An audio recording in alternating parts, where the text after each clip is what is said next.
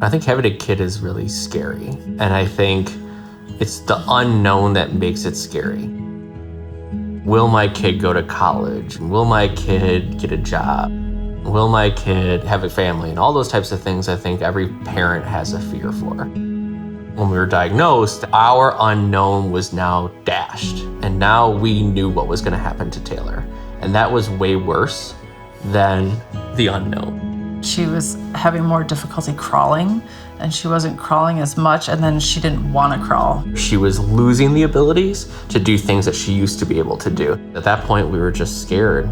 SMA is spinal muscular atrophy. It causes muscle weakness, difficulty with feeding, breathing, sitting up, and even walking. Once children with spinal muscular atrophy begin losing skills, they, without treatment, never regain them. We did not have any form of medical therapy that changed survival and that changed function. We were working under the knowledge that there's no treatment for this disease. To think that it was only going to get worse is horrifying even today to think back at it. Once you find out that there's something you can do about it, it changes everything.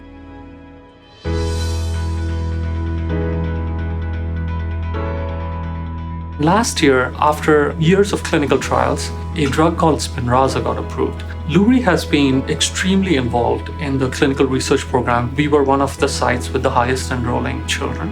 It has been a very different world since Spinraza for the last year.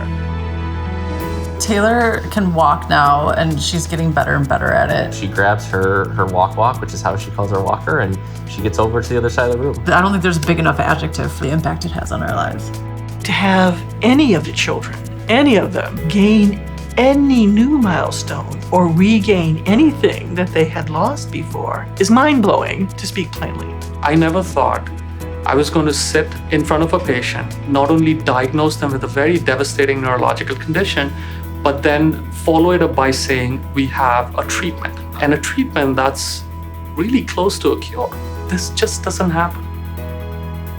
Genetic research is somewhat the wave of the future. When people started researching SMA decades ago, they didn't realize that they were necessarily going to end up here. They hoped they were, but it took funding to start things back then, and it was just a glimmer of hope that you would come up with a treatment. People have stood on the shoulders of giants to get to this point. We've known SMA patients that died a year before the drug came on the market. So to see Taylor at this point being treated, it's phenomenal. And just having one wonderful treatment approved is not the end. How can this be applied to other neuromuscular disorders and other children? And how can we take all of these things and use them to make the future different? Any family who goes through anything like this needs someone to help them. I think if it wasn't for places like Lurie's, who else is going to care about these kids? There are bright scientists, there are bright students. We just need a reliable stream of resources and funding, and it won't stop.